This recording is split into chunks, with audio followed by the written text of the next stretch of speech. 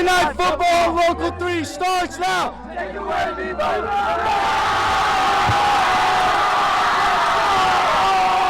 From Local 3 Sports, this is Friday Night Football with Ben Bobick, Samantha Casano, and Greg Glover.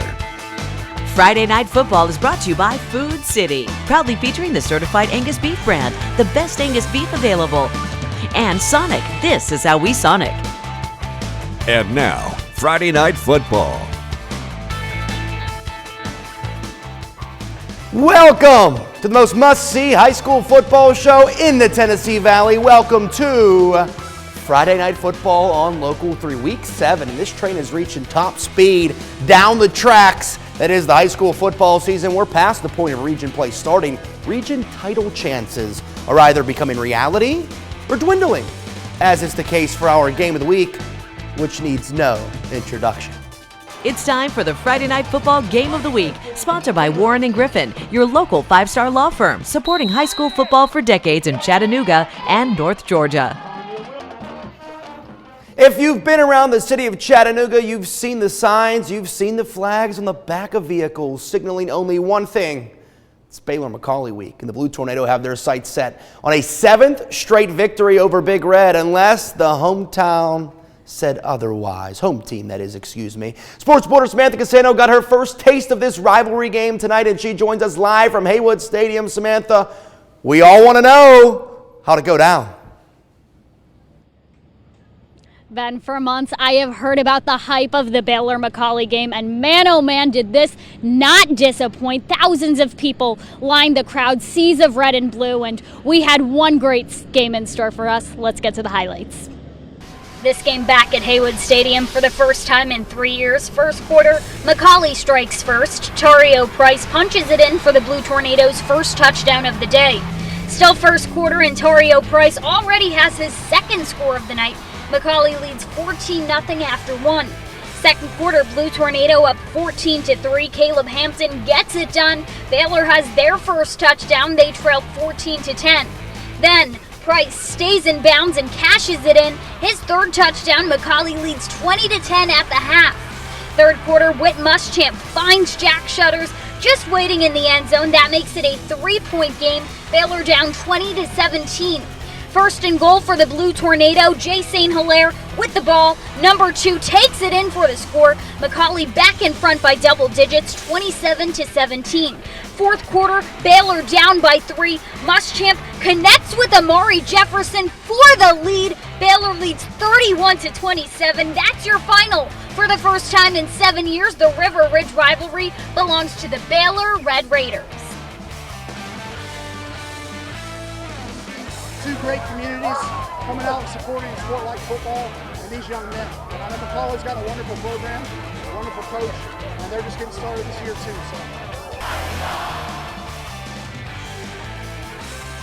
What a first Baylor McCallie game for Baylor head coach Eric Kimry. What a first Baylor McCallie game for me. This game was epic. I'm going to be talking about it for the next couple of months. Baylor moves to 6-0 for the season. For now, live at Haywood Stadium, Samantha Casano, Local 3 Sports. Well, you set the bar high there. You win your first one. Now you're expected to win every year. How awesome would it be if those two meet again in the playoffs? Let's not get ahead of ourselves yet. We shift gears from D2 AAA to single A ball, as both the Sale Creek Panthers and Whitwell Tigers have plans to host a playoff game. The Tigers know all about it. They just did last year, but the Panthers have yet to do so in their brand new stadium. If they want to make it happen, a win tonight was imperative. Couldn't ask for a better night at Sale Creek for football. My first time up at the new digs, a great atmosphere for high school football. Panthers drive stalled, so Whitwell takes over, and they waste no time driving down the field. Quarterback Brennan Easterly went westerly first, now back easterly, and look at the little head fake there from 5. The little things lead to touchdowns. Whitwell up 7-0. Tigers defense hot early, forcing back-to-back fumbles. They couldn't fall on either of them, so they blocked the punt instead. Whitwell and business deep in Sale Creek territory, but some self-inflicted wounds lead to their drive stalling. No problem when you have a leg like David Pardo drills the 28-yarder despite air horns from the home side of the field, blaring. 10-0 Tigers. Panthers finally get something going. They're in the red zone with less than 2 minutes left in the half. Jackson Moore looking to pass, but Chandler Britton all over. And in fact, his brother Colton was too. But it's Chandler who gets the pick. You can see number 8 there. Come on, man, I wanted the pick. But it's Whitwell who gets the big 1A Region 3 win, 30-0 over Sale Creek. Now to Red Bank for more region play. Undefeated Lions hosting the upstart Wildcats. A lot of folks in this area care about this one. And how about these Hickson Wildcats, huh? Right down the field, Cat by this Coco Kendricks touchdown. And it's Hickson who's out to the 7-0 lead. Yeah, they've awoken the Lions now. Dwan Morris, look at this dude. Goes one way, spins, touches the ground too, and then goes straight to the humble abode with top speed too. Red Bank ties it up 7-7. The two-headed monster on full display for Red Bank tonight as A.D. Crutcher then powers it in to give the Lions the lead. Hickson fought hard, but it's Red Bank who remains perfect with a 27-7 win. To Reggie White Field we go. Howard hosting Ottawa in region action. Opening kickoff. We had an opening kickoff TD last week. Well, now we have an opening kickoff fumble as Howard coughs it up and the Owls all over. A great start for Ottawa. And even better now as A.J. Robinson on the move. A little pump fake. It frees up Hudson Spears, and get a load of Spears here, baby. The spin move, and then the extension to score comes up, holding his back. No surprise if they just put the team on it for the touchdown. Owls just keep coming. It's Dakota Jones around the end, and Jones scores with ease. Put Ottawa up 12-0 after back-to-back missed extra points. Hustling Tigers trying to get something going, and they do behind London Cross, who rumbles for a big gainer up the middle. Ottawa just too much tonight as they shut out Howard 32-0 for their first win of the season. To the scoreboard we go. First up, Tyner still rolling undefeated, 41-7, big region win for them. Beard 21-7 over Bradley County. Brainerd, big win, region win at that, 28-14 over Loudon at home. East Hamilton, big region win, 27-10. South Pittsburgh shuts out Chattanooga Prep in the game heard round the state. Cleveland ends Maryville's 22-year region win streak with a win 28-24. Lookout Valley winners 44-14. Cannon County 30-12 over Grundy, and Marion County rolling 62-14 over Tellico Plains. Here's your pick for the Friday Night Football Play of the Week, brought to you by Center for Sports Medicine. We keep players in the game. The people have spoken, and those people are from Cleveland, Tennessee. It's just Cleveland's night tonight, baby. Our first opening kickoff taken back for a score caught on our cameras this year, too. Only right, it's our Week 6 play of the week. Rodney Broadnack sparked the Blue Raiders' rout of Walker Valley from the moment the game started. Congrats to Rodney in Cleveland, our Week 6 FNF play of the week. From the play of the week to the upset of the century. Literally, for the Cleveland Blue Raiders, the celebration is still going on up in Cleve Vegas tonight, baby. Just look at them. More Friday Night Football on Local 3 after the break. Cheer on with Friday Night Football's Cheerleaders of the Week, sponsored by Wilderness at the Smokies, the Smokies' largest water park resort. Hey, go, Big Red!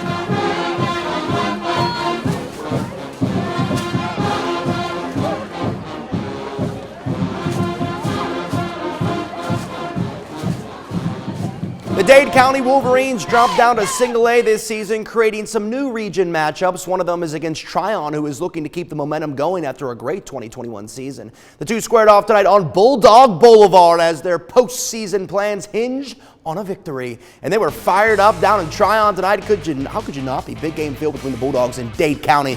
3-0 Tryon will make it 6-0. Andy Ramirez, the star thus far, scoring all the points on this one early. But the Bulldogs get it going. Logan Eller finds a hole, and Logan Eller finds daylight, holding that ball high and tight too, baby. Tryon up 13-0.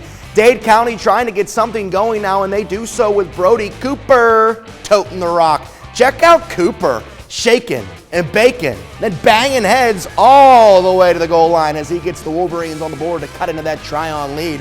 The Bulldogs found some momentum, though, and get a load of this. Kate Smith looking for it all, and Logan Stokes goes up and gets it. You just got moss, son. How about that for the people at home?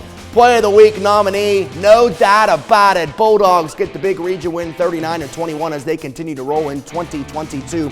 Now to Lafayette, where the Ramblers are hosting Adairsville and region play. The Tigers wasting no time as Ethan Blome fights for the goal line and gives them a 7-0 lead. It was the start of a big night for Adairsville. Chris Roper breaking tackles left and right. Shifty as well as he finds pay dirt It puts the Tigers on top 14-0. Ramblers trying to dig themselves out of the early hole, looking for some instant offense, but the receiver trips. Jamarian Pullum is all over it as he picks off the Lafette pass and takes it deep into Ramblers territory. Just that kind of night for Lafette as Adairsville QB John Goff punches it in as the Tigers roll to a 49-7 region win on the road over Lafette. Up on the mountain where the Eagles fly, Signal hosting Sweetwater in region play. The Wildcats come in 4-1 and undefeated in region contests. Quick to see why, as this is as easy as it gets for Malik Arnett. And Sweetwater goes up 7-0. Arnett's next touchdown wasn't as easy. He did have to work a bit for it, but work paid off as he's in for his second score of the night. And the Wildcats all over Signal Mountain 14-0. The Eagles looking to soar by taking it to the air, but Cash Keen's pass is just a bit behind his intended receiver. Sweetwater takes it deep into Signal territory. Then they switch up the running game just a bit as Braden Westfield takes the rock and scoots for the score. You'd think this was a blowout. Sweetwater did lead 28-0 at half, but it ain't over till it's over as Signal Mountain comes all the way back, but Sweetwater escapes 35-32. But you love that fight from the Eagles, man. To the scoreboard we go. McMinn Central winners over Kingston. Meigs County shuts out Polk County in region play, and Walker Valley gets a big road region win over Ray County. Sequatchie County, our hearts go out to them and our prayers, 37-0 over Community. Calhoun winners last night, 50-48 in 3 OTs. Christian Heritage, my goodness, 70-0 over Ezel Harding. Our Murchie, 54-21 over Chattooga. Coella Creek now has a new school record for wins with their win in Harrelson County last night over Gordon Central, 42-12. And LFO gets the win over Ridgeland, a big rivalry game that is too. North Murray shuts out Murray County, and Sonoraville beats Northwest Whitfield 42-20. And it's the hottest ticket in town every year, and a lot of people that want to go can't get in because it's a capacity crowd. So for those that couldn't make it up, let's peel back the curtain on the Baylor McCallie atmosphere tonight with this week's Fan Cam. See who's on the Friday Night Football Fan Cam, sponsored by Arby's. We have the meats.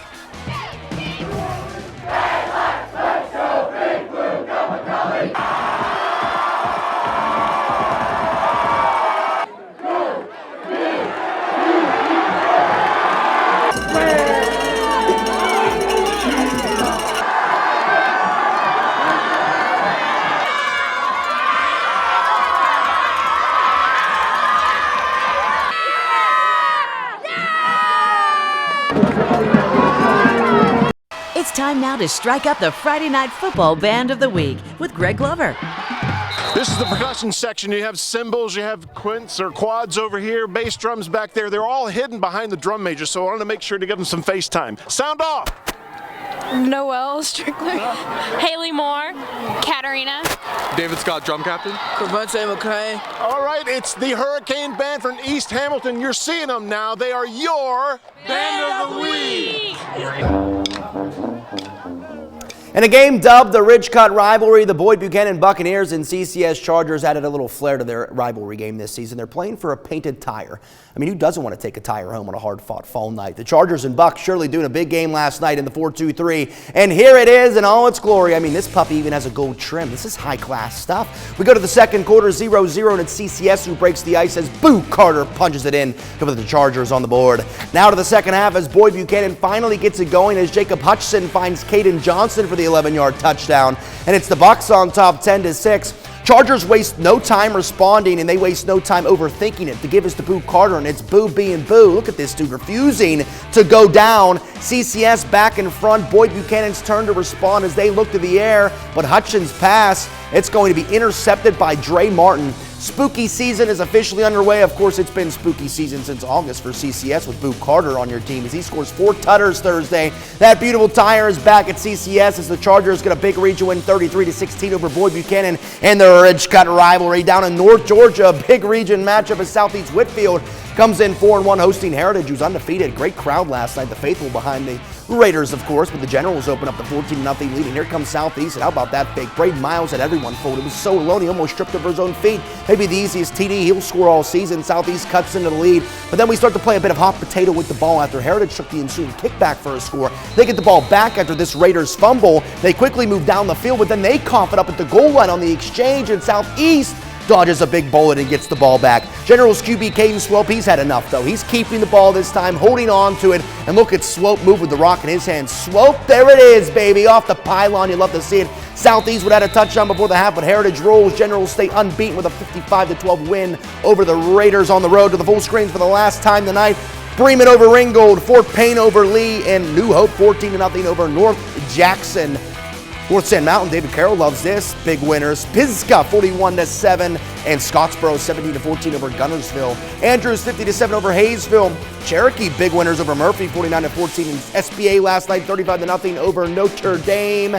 And of course, East Ridge, their first win of the season, 40-0 last night over Sequoia, and Dalton 52-45 in a region win last night as well. Another perfect Friday in the books, and if the weather and football tonight didn't get you in the fall mood, next time we do this show, it will be October. And when October football rolls around, that means the playoffs are that much closer. If you love this show so much and want to watch it again, it will be online at local3news.com or inside our app. Make sure you tell a friend too. Let me be the first to say, happy October, everybody.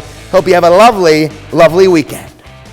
Friday Night Football is brought to you by Food City and Sonic Drive-Ins. We thank the Chattanooga area Arby's for feeding our Friday Night Football team. Arby's, we have the meats.